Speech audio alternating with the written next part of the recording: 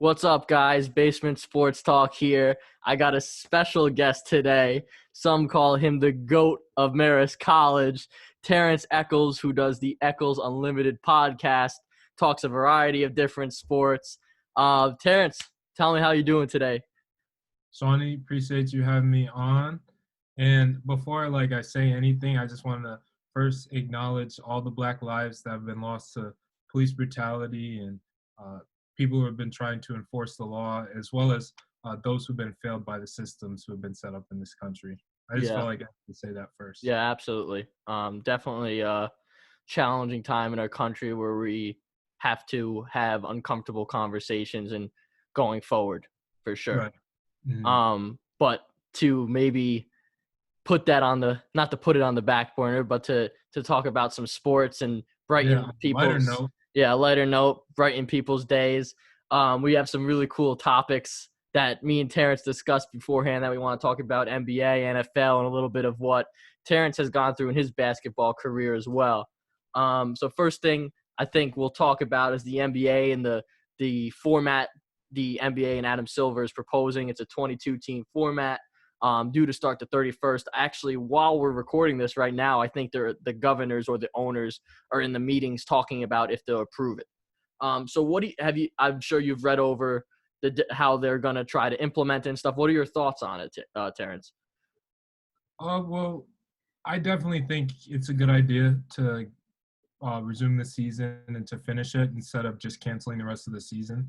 I definitely think it's a smart business decision, and I'm sure the athletes will appreciate that as well. It's unfortunate that they can't bring everybody there, but you know, under the circumstances, I don't think it's what's the word, safe to have everyone Mm-hmm. there at the same time. And the 22 teams should be enough to get some competitive basketball going. Yeah, so it looks like what they'll do is they'll have the 16 seeds or the 8 seeds of the Western Conference, 8 seeds of the Eastern Conference, and then they'll have 5 teams from the West that were fighting for the 8 seed, the Trailblazers, Pelicans, Kings, Spurs, and Suns, and then they'll just have the Wizards in the East fighting with, I believe it's the Magic for the 8th seed. And so what the rule is that if the 8 seed is 4 games up on the 9 seed, then the 8 seed will just automatically move on into the playoffs. Now, if it's less, then they'll have a 3-game series, but the 8 seed will have a 1-game advantage. Okay. So basically, the 9 seed has to win 2 games in a row, while the 8 seed only has to win 1. Do you think Right. that's fair, or do you think a regular 3-game series would be fair? I think it's a good way to try to reward the team who has had more success this season, while also it'll probably make for more competitive or not more competitive basketball, but it'll probably make for a better series if it were to be the actual 3-game series. But Mm-hmm. NBA is doing what it has to do, and as long as everyone's safe while they're doing it, I don't have a problem with it. Yeah, and a huge aspect of it, obviously, is the money part. The NBA and all other sports leagues around the world are just churning money out or letting money go, basically, because of the coronavirus. And part of the reasons to get they wanted to do the 22 NBA teams was just to pass 70 regular season games, ensuring many of them meet the requirements for regional TV contracts, which in return helps the league out financially. But going kind of off of that, I think the league and Adam Silver made a huge emphasis to try to get Zion in to see. Now, do you think as a league, it should be not like frowned upon that they're like trying to get Zion in because they know people will watch Zion and things like that? Or do you think that's important for them to do? I think there's a lot of really good players in the league, and some players are more box office than others. Mm-hmm. And I think that the league is just trying to make a smart business decision. And because of the fact that the Pelicans are still somewhat in the race for that 8 seed, it's not a bad or decision. It shouldn't be frowned upon, in my opinion. And so for the other 8 teams that aren't coming, what do you think? What do you think? What do you think they think about it? And is it right for them to sit out? I mean, for a Knicks fan, I'm sure I don't really care if they came into the season or not, to be honest with you. But Right. do you think that, I keep saying fair, but it coronavirus has turned everything upside down, and obviously every league's trying to do the best they can, and it seems like it's the safest thing, the 22 team format. But what does that mean for the other 8 teams? And I know there was other teams like, I believe, the Atlanta Hawks that were upset that they weren't going to get invited. What does this mean for them or developing younger players? I think it's too bad that they couldn't finish the rest of their season, and it's too bad because of the circumstances how everything happened. And I know that players are disappointed and upset that they can't at least get those last few games in. But it's what's going to keep everyone the most safe. And if the league can figure out a way to sort of share that revenue that they're going to make from resuming the seasons with the other 8 teams who aren't able to be there, I think that would probably be the best course of action to make sure they don't miss out financially in terms of how the league is going to benefit from restarting its season. But you know, and it'll be an extended off season for them, even longer time off. It's just some time for them to get better, I guess. Some time for them to uh, work, get back to working on their craft. So if God forbid a situation like this ever happens again, they're the ones who are invited to the campus or wherever they're holding. It's Orlando, right? Yeah, Orlando. At the Wild World of Sports thing. Yeah, in Disney World. Yes. Yeah, yeah, Disney World. Yeah, yeah, they're doing. Yeah, so yeah, where they get invited to this situation if God forbid it were to happen again. Well, the interesting to me, like going forward too, is now you're finishing the season later, excuse me, and you have the draft later as well. Does the season start on time too? I mean, is that still the goal for? I mean, next season, of course. Usually they start around mid-October to late October. But if this season is resuming July 31st, and you still have 8 regular season games to play, I believe it is, and I mean, do you think that finished late August, at least early September, and then those teams that go that far have to pick it back up early October? I mean, it's a really short window that I think the league's going to have to handle in some aspect. Yeah, see, I think the finals will end up going until like October, right? Maybe they will, exactly. So Yeah, that's my point. Is I don't know the long-term plan of the NBA and what happens the next season. Do they push that back as well? The start of it, yeah, at least. yeah. I think that's probably the smartest way to go. You probably remember this. I think we were about 11, 12 years old in 2012 when the uh, the NBA had its lockout Yeah. season, and I think they played 66 games that year. I think I didn't have a problem watching NBA basketball then when it started on Christmas Day. It wasn't a terrible thing. So if they have to push it back and make the season 66 games, I don't see any problems with that, especially if there are less restrictions on travel and Mm-hmm. uh, fan interactions and the players moving around and everything. So I don't see an issue with having to shorten the season. While I know the league's going to lose some money, but who hasn't lost money in this whole situation?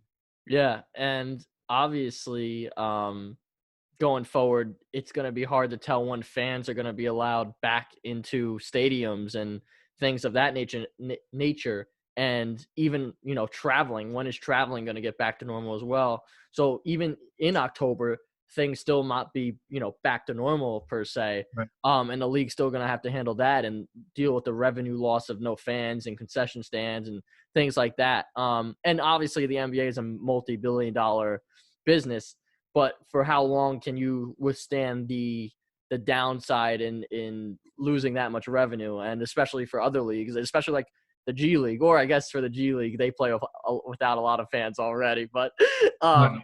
but Yeah. it's a huge part of their revenue, so it's hard to see if they can keep that. Like if there's no fans for like 2 years straight, I mean, you probably, if 2 years straight of no fans, that's probably $1 billion of revenue in the league that they lost for sure. Easily. Easily.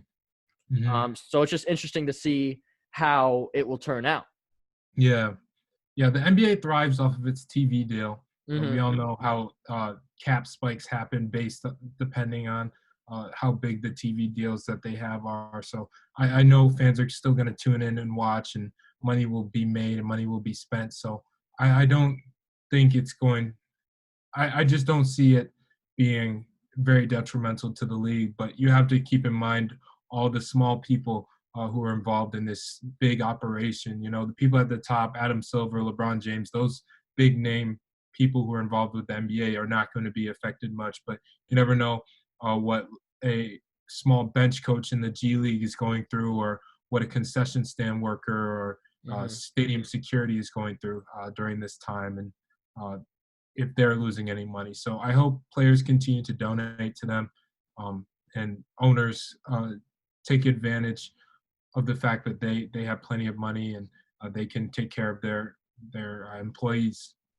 Yeah, I think that's one really powerful thing we've seen during this too is the players like I know Kevin Love donating money to the staff, the game day staff, for example, and there's been plenty of other athletes that do it well because those guys are so vital to the organization just as much as the players. Obviously, they don't make as much, Right. but you could say at the same time, without those people, you wouldn't have the same atmosphere and the same presence during games and things of that nature. Yeah, exactly. And I want to go back to just 22 teams back in Orlando. Now, what do Mhm. you think? The plan is from the NBA. If a player or a staff gets coronavirus, they're going to isolate that player, is what I believe, and just keep everything as normal. Right. Do you think that protocol is good? Because at the same token, you don't want to start these games back up, and one player gets coronavirus, and then you stop all 22 teams. So, what is your Yeah. opinion on that? Uh, they're gonna have to monitor it closely. It, if someone gets the virus, God forbid, they're gonna have to take some serious precautions and measures. And if it comes down to it, they may have to just bag it and just cancel the Mm. rest of the season. Unfortunately, though, that's a circumstance that you don't want to really uh, risk too much. But let's hope these guys stay healthy during their time down there. Yeah, and last thing before we move on to NFL, it's just overall, is there any other ways you see the season resuming, or do you think this 22 team format is the best way to resume it? Yeah, I think the NBA has had months to review this and to go over. And if this is what they think is the best course of action, I'm going to trust that, and I'm going to trust their judgment. Yeah, definitely have more savviness than a guy sitting in the basement talking about it for sure. All right, now I want to get into your playing career in high school and what you've done at Marist College, kind of transitioning now. But before we do, I just got an update that the 22 team format in the NBA just was approved by the governors and the owners of the NBA. So we will see Great. basketball July 31st. So everyone, yep, clap. It's a good day for NBA and basketball fans for sure. And now Mhm. we just gotta wait. That's all we gotta do is wait a little bit. But Right. basketball will be back, so I think that's a happy thing for everyone. Yeah. But Absolutely. Terrence, now I'm gonna ask you some questions. All you gotta do is answer them. All right? All right. Let's see how this goes. um, Terrence played basketball at James DeWitt High School. Um, Jamesville. what? Jamesville. Are you sure? Yeah, bro. It's I mean, not I James live. DeWitt. Yeah, No, so it's it's Janesville DeWitt. Jamesville. Yeah, bro. Okay, I'm James, sorry, I butchered it. Jamesville is the town, right? I live in Fayetteville, but like Jamesville is the town right next to me. I went to Jamesville Elementary School, so Okay, yeah, sorry so much. I forgot the Ville. So Terrence went to Jamesville DeWitt yeah, High School. Is that correct? yes sir, yes Where sir. he played with James and Buddy Boeheim. Those are Um, my guys. Yeah. Those, yep, and yeah, and I know you've talked to me about them and your experiences with them. But what was it like playing with them? And what did just playing with them and your interactions with them? Well, yeah, they were great players. They're both really smart. They work so hard, and one thing about both of those guys is they're extremely competitive.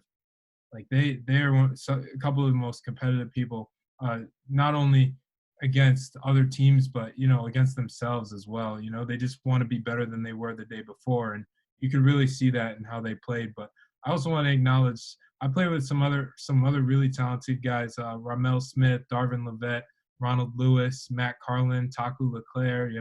Long list Shout out to there. those guys who are also very very good players, and I think they deserve a shout out. But playing with the Bayheims, it was a fun time. They're both really really good. And what do you think about playing with them made your game better? Uh, Probably just seeing them, seeing their work ethic just in person and having a firsthand account, because they're both playing very high level Division 1 basketball right now. So they didn't just get there because of who they are and who their dad is and what their last name is. They got there because they are extremely talented. They work really really hard, and they're good people too. So I think that gets you a long way as well, just being a good person. Yeah, and you just talked about their dad. Have you learned any basketball or life lessons from Coach Bayheim in your life? I haven't I haven't talked to him too many times. Like I've seen him and I've said hi in passing, but never really like sat down and like talked to him. But one thing you can take from him is he's been the head coach of Syracuse men's basketball team for 44 years, and he's never had a losing season. Just consistency with that has been just something amazing to watch, and he's definitely brought a lot of pride and a lot of happiness to people in the Syracuse community and beyond, and Syracuse fan, because it's a big fan base he has. So yeah. Yeah, absolutely. And with that team, and with the Bayheims, with you had a lot of state title runs, right? And what was your type of role on that team? So I get this question sometimes from like our teammates and everything. They say, what kind of player were you in high school?" The best way for me to uh, explain it is like I played like a Draymond Green type of role. Who? Whereas, like, I pretty much did whatever needed to be done because we had guys who could score, we had guys who could shoot the ball, and I basically, took pride in uh, diving for loose balls, playing good defense, and I also thought that I was the best passer on the team. So I liked finding guys, especially in outlet passes, so getting rebounds and throwing long outlet passes, or finding a guy when I had the ball in the high post or on the wing or wherever I had the ball and finding the open man. That was just something I took pride in, just passing my defense and rebounding, because we had plenty of guys who could score. Yeah. Obviously, those types of players are crucial to a basketball team. And me playing you one on one, the one time in my life, I definitely saw that firsthand, and Oh, got the brute force of it on my ankle. Um, yeah. but moving on, we don't need to talk about that. But Okay. moving on, um, you were recruited by some D3 schools, am I right? Yeah, I had two D3 schools reach out to me. I went on one visit, not really too much, because my stats weren't good in high school. Hmm. To be quite frank, and I had a confidence issue, especially with my shooting, which is another reason why I had the role that I did at the time. So, I went way under the radar. Only had a couple schools reach out to me. Hmm. And in your search for colleges, was it? I don't knowing you. I don't think basketball was the forefront on your mind. But what was the process like you for searching for colleges along with basketball? So I wanted to go to a school where I they had a strong program for what I was majoring in, and that was communications. I didn't know what I wanted to do. I thought maybe sports communication would be the route that I would go down, but I wanted a strong communications program. I wanted a smaller school with a more like intimate relationship between professors and students, and I wanted a place that seemed uh, nice, and when I got on the Marist campus, I was blown away. It was better than anything I had ever seen in some of the other schools that I was looking at the time. So it definitely played a factor in the fact that it wouldn't be too far away from home, as well as it wasn't like I'm so close to home that I can go home whenever I want. I had to really you have to really plan it out to go home, and uh, it's not too far for me to be get homesick or anything like that. So Yeah, so you pick Marist, and you try to be a walk on the basketball team, mhm. and they tell you, there's not a walk on spot open, and be a manager. What made you want to be a part of the basketball program in the first place? So I've had aspirations to be a college basketball coach or to be a coach in the sport since for as long as I can. So once I figured out that I probably was not going to be a professional basketball player or go to the NBA or anything like that. Hmm. So I realized that pretty early on, and I figured, what's the next best thing to stay around the game that I love?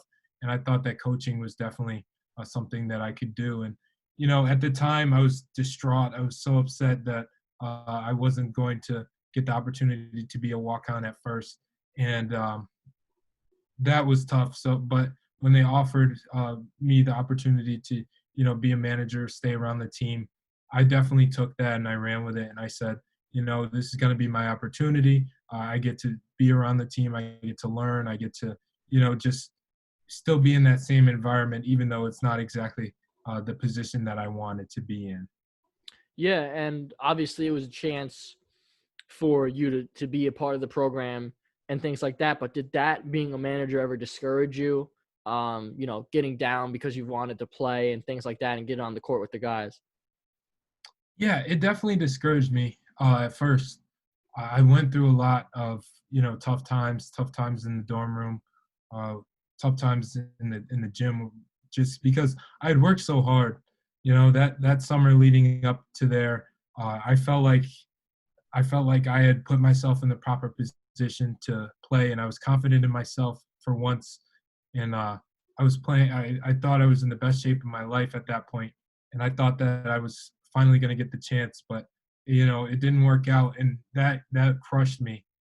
And I really have to give it up to my support system. Thank God I have my parents and friends and family, but also my religion and my faith in God and all that really brought me through and helped me realize that it was only going to be a temporary thing, and it was only going to uh, lead me to greater things in life. So I definitely took that hardship, and it helped mold me into the person I am today. Yeah, absolutely. And I saw you through it all, and you were Yeah, awesome so about me. it. But going off the hardships, how did you stay positive during the times when you really wanted to get on the court and play? Yeah, that was really hard because there were times where you just feel like you don't have any you have no faith. You're like, "Oh, well they're out there and you think you can you not say you could do better, but like you think you could bring something to the program that they need." And I definitely thought I had that, and that's really tough to get through. That's really tough to stay positive when you think you could do something, you believe in yourself, and you work so hard for something and you can't do it, and that's really tough. But I just kept telling myself, I'm going to be better for this. I'm going to be a better person. I'm going to become stronger. I'm going to become better. And I just kept working throughout. I played basketball whenever I could. I got shots up whenever I could, and that was the one place where it just felt right. It just felt nice to work on my game and play and shoot and do stuff on my own because that was the only outlet I had at the time. Yeah, and I just wanna highlight when Terrence says he was working, he was really working. I mean, before we had practices, he'd be shooting. Then he'd do everything what the managers are supposed to be doing, or this season playing during the practices. And then after the practices, he would be shooting. He would work out. I got a lot of respect for you, man. And you definitely work to Thank where you you for are that. today. You know, and Thank you. and going along, staying positive, what about the guys, the staff and the players at Marist made you so comfortable with the team and made you want to work so hard? Well, those guys became some of my best friends. I my roommate Tucker Lee, shout out to him. But everyone on the team became like such a good friend, past and present. guys who have gone on and graduated. They were just so nice, and they supported me as well. I remember shout out to Alex Dosich. He was always in my corner. He was always down to work out, and he would always have me work out with him, and that was a good. It was good to get the experience of working out with someone like that who was so talented, and just everyone was just so nice to me, and I'm so thankful and blessed to have everyone who's been involved with this program for the past 3+ years that I've been here, and I'm so thankful for all of that they've done to help me and to support me, and I would not be here without any of them. Yeah, absolutely. And I've experienced it alongside you in that family Yeah, mentality for sure. It's just a bond that you can't really explain to a regular person who's not within it. You know what I'm right. saying? Wait, Sean, can I make like one special shout out to someone? Go ahead. Shout out to my man Edward Whitman. Man, he is the man. Eddie, he was with me Cash. through. He was literally with me through everything, bro. Like he helped me. He helped me. He doesn't know like how much I appreciated having him by my side through everything.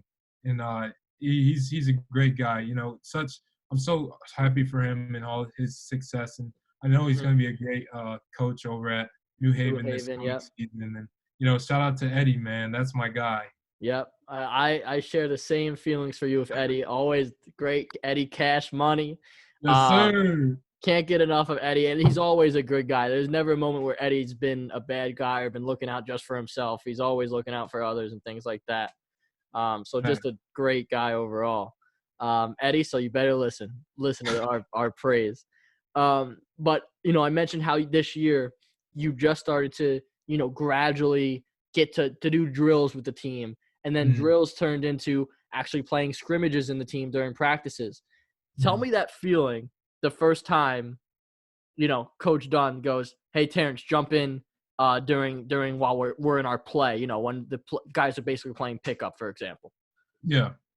Well, when he first got here, Coach Dunn told me, and I had participated in a workout, and it stuck with me until this day. And he said, I know you could do it. You could easily do it. I can see it already. Um, and the fact that he had that type of confidence in me from the jump, and he for one reason or another, the opportunity cannot be afforded to me at that time. And as time went on, and just knowing that he had faith in me and that he wanted to keep me involved, and Coach Serge and Coach Delip, having me help out with stuff and in workouts and do things like that with them, and that was really great. I loved being able to play with those guys and show that I could compete at that level, and just prove everybody who didn't believe that I could, or didn't want me to be able to do that. It was an amazing feeling, and I'm so thankful to everyone, all the coaches who made that possible. And it was just like my hard work is finally paying off. I'm finally getting the chances that I wanted to get since I first got here, and I was so thankful when it happened. Yeah, and all the managers, myself included, when T would go in and play, he'd have like his little fan base of managers wanting him to score or make a good Yeah, rebound or things like that. yeah, So obviously we were all rooting for you. And I know especially like usually for the people that don't know, I filmed a lot for my time at Marist. And if I was filming a practice, I might text Zach or Zach Kelly, getting a shout out too. Zach, yo, you see the shot that Terrence just made? He's like, yeah, he's killing it.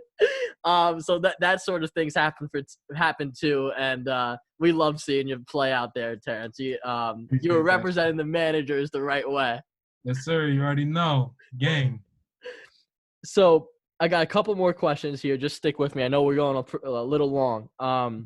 But you get on the court and you play. And everything that comes with that. What do you think you took away from your experience thus far with a Division I team? Being a manager now practicing with them as well. Well, the one thing that I've learned is that it's a business.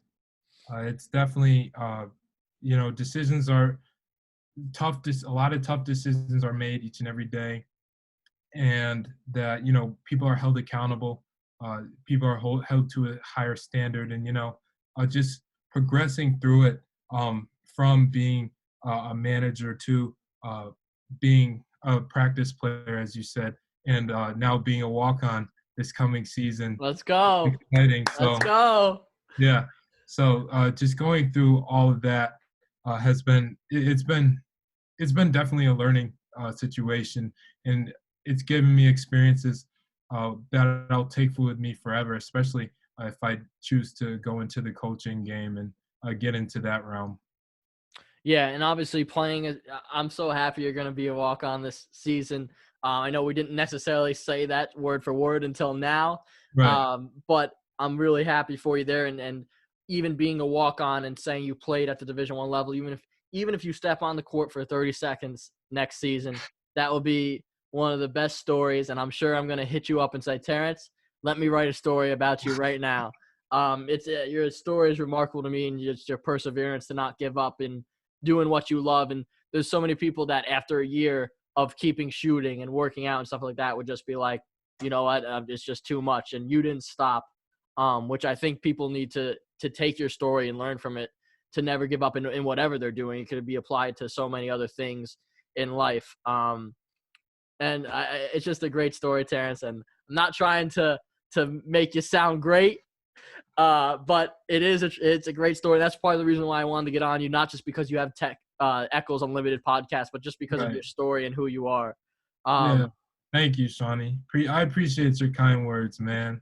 You always been a real one. Maybe sometimes too real, but you always been a real one, for sure. yeah, me and Terrence have had our fair share of arguments for sure.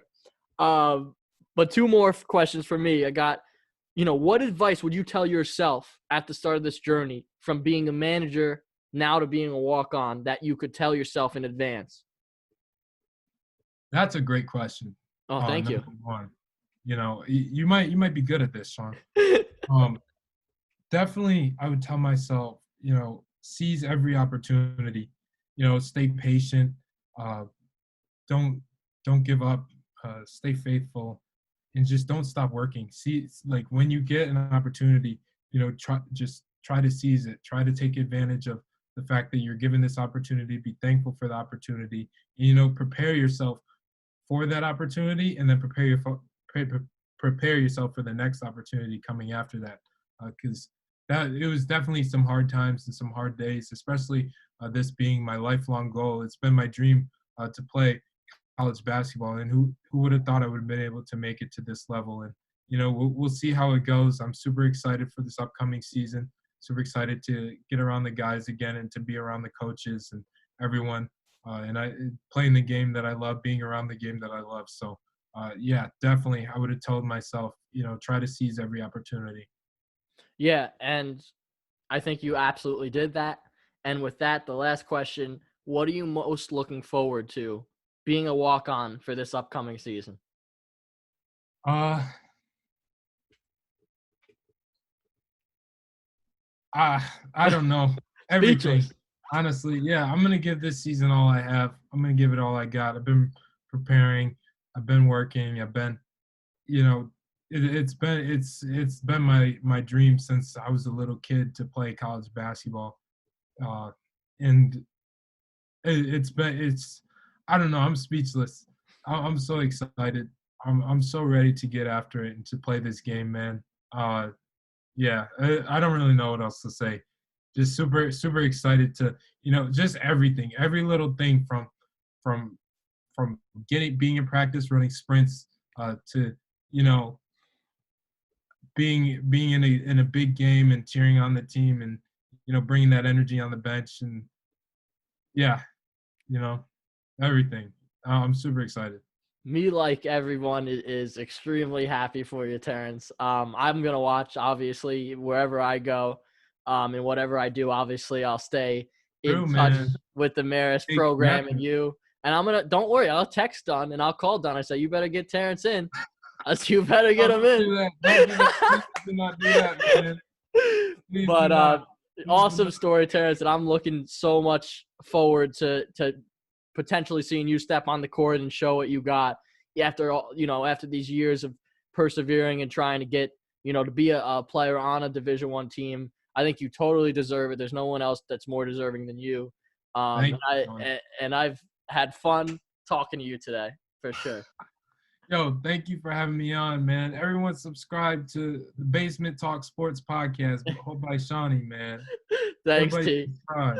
Thanks, T. But anyway, Basement Sports Talk listeners, thank you for sticking around this long. I've had the honor to talk to this guest, but overall my friend, and share his story as well as talking about some NFL and NBA stuff.